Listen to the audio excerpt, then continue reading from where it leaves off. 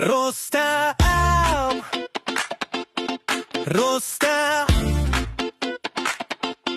رستم ما خسته بود، چشماشو هم بسته بود، وسط دشتی بزرگ ولو و وارسته بود.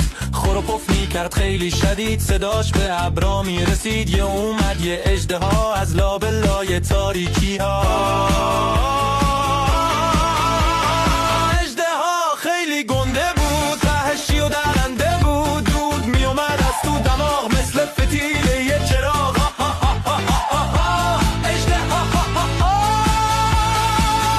بیچاره پری دست رستم رو کشید، شیه زد یالا پاشو اژدها اینجا رسید.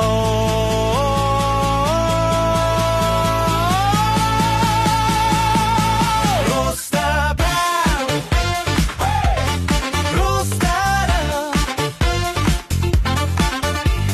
رستم پرید از تو خواب، گیج و ویج و بی اعصاب. اژدها شد یهو ناپدید، رفتش پشت سراب عجیب.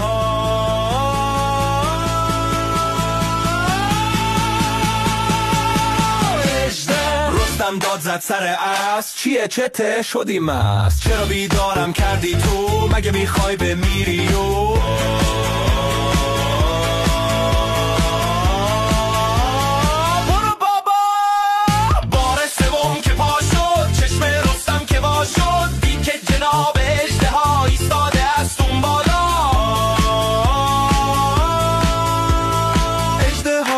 رو تکون خواب تو چش رستم پاشون. رستم یه قاطی کرد، گرزشو بالا پایین کرد، گره زد دست و بالش، چنان کوبید تو یالش که بعد جور شدش حالش.